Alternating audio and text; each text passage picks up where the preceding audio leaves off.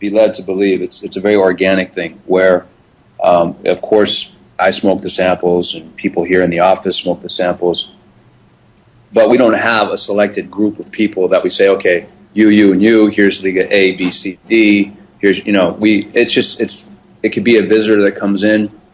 It can be somebody that smokes 3 cigars a day, 3 cigars a month. It just depends. We'll give cigars to people just to get their impressions, and it's not a very finalized focus group, to be honest with you. And my vision of when we do have samples for people to try for the new brand is, I'm not going to keep the same group of people. I'll switch it up. The first 50 people to tweet something or whatever, and that's how we'll obtain our focus group. So I like to get, viewpoints and input from different sectors, the cigar connoisseurs, the guys that are really into it, and even the casual smokers. So I run the gamut. It's a very organic process. Okay, cool. Yeah, that's. I always thought it might have been like a focus group, like you were saying. So yeah, that's interesting to know. Here's my thing: if you have a focus group and then you have the same people, then you're going to come up with the same tasting cigars all the time, the same blends. There's going to be no difference because everybody's going to say, "Oh, I want this." It doesn't change.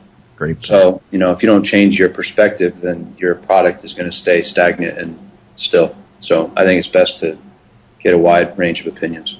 Thinking outside the box. Definitely.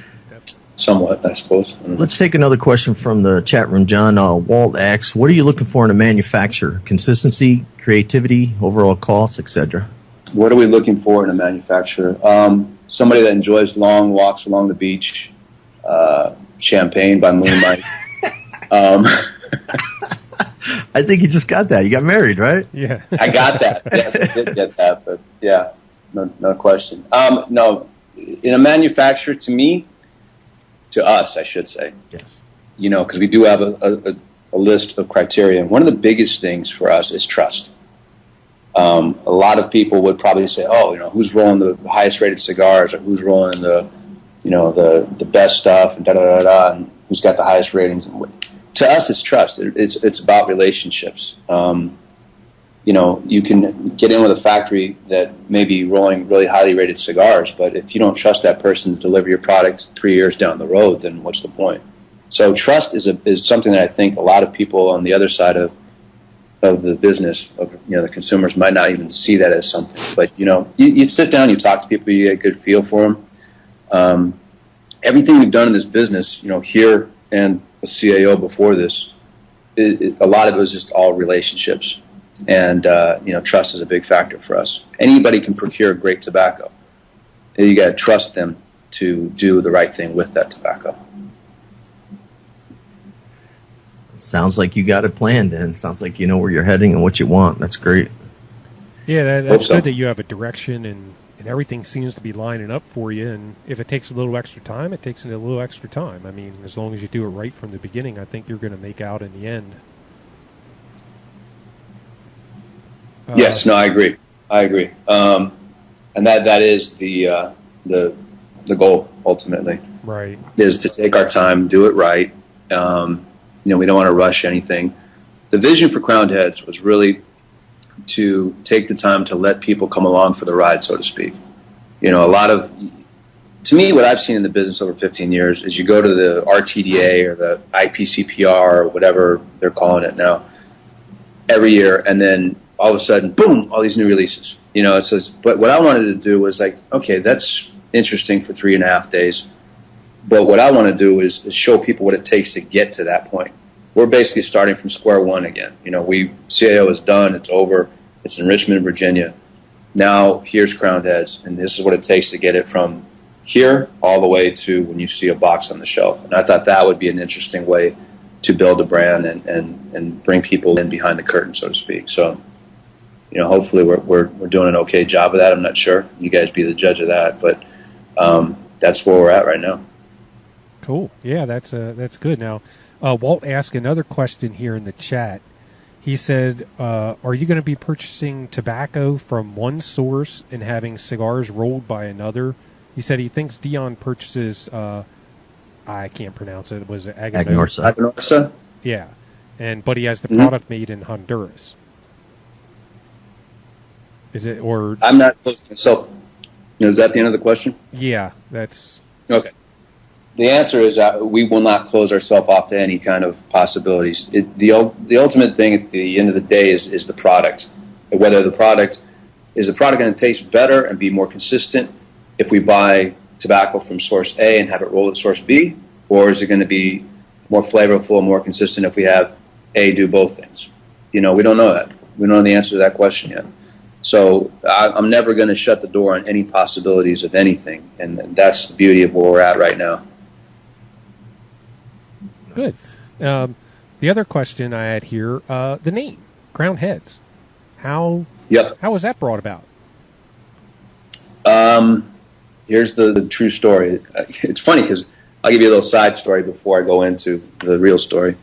But one of my better friends in the industry is Pete Johnson. And Pete and I have known each other since '96. And so Pete said, Crowned Heads, it's another way of saying triple capped. And it's like, and I didn't know that. I mean, because to me, I think I have so much respect for Pete. It's like I kind of think that he'll probably forget more knowledge about cigars than I'll ever learn, that kind of thing. And I said, really? I didn't know that it was Crowned, And then another person said the C and the H stood for Condor and Huber, because Mike Condor is my partner in the project. And so they said, oh, CH, Crowned Heads, Condor and Huber. I'm like, wow, that's pretty clever, too. So all these people started reading into all these things that I didn't have any intention of being in the first place, but I thought it was kind of very karmic the way it all kind of lined up. The true story is in early January, I was on semi-retirement, obviously, after, they took CAO to Virginia. And the task at hand was to come up with a name for this new company. Not for a brand, but for the company, the holding company. So I'm not even kidding you guys. I literally had a notebook of pages where I'd write. Some of them were good, some of them were not so good, some of them were really good. And, I ran it past kind of a committee of people, and I also, got to a point where even the good ones, the attorneys didn't like. The attorneys would run by it and say, oh, you can't say this, you can't use that, you can't do this. So it was a very difficult and arduous, long task to find a name. So one day, I've always loved The Wizard of Oz. And I'm fascinated with that movie and all the little backstories and the mythology behind it and what have you. And I was watching it on my iPad at home. And there's one scene in Wizard of Oz when it's still in that sepia tone before she goes into Oz. And she's meeting Professor Marvel. And it has a shot of his caravan, the side of his caravan, which says, Professor Marvel, the crowned heads of Europe, past, present, future. And I froze on it. And Laura was there, and I said, what do you think of the name Crowned Heads? I said, that's kind of cool. I said, no. So I kind of sat on it for a second, and I asked Mike Condor, what do you think of Crowned Heads? And he's like, and he asked his wife, his daughter, and all his friends and whatever, and it kind of stuck. And it got to a point where it was kind of popular enough amongst our little circle that we took it to the attorneys. The attorney said, okay, you can use Crowned Heads. So he set up Crowned Heads LLC. So if anybody's a Wizard of Oz fan out there, freeze frame that thing. And are you? Yeah, I love my favorite movie. Yeah, it's fantastic. And I did so much research on Wizard of Oz past that. It's funny. I learned a lot. So that's the genesis of it. There's no rhyme or reason. It was a name that we thought would be, just innocuous enough to raise interest. It was Crowned Heads, and it was available. The second choice, actually, here's a little trivia for it, was Tin Man. Really? Oh, yeah. Neat. Yeah, Tin Man was the second choice. Could always be the first cigar. Yeah, and so anyway, but we went with Crowned Heads. Nice. Let's take a question from John G. He asked, if I can find it again, how often, with your history with CAO as well, how often are modifications made on a cigar from its initial beginnings to its release?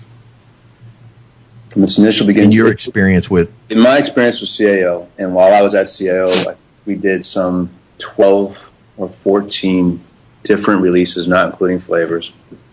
And it varied. It varied a lot. I will tell you that the last cigar blend that I worked on when I was at CAO was La Traviata. And I remember specifically we went through 21 versions of a blend before the 21st came, and it was La Traviata. Wow. And I was coming home from a road trip. I was doing like the CAO rock and roll things, if anybody remembered that.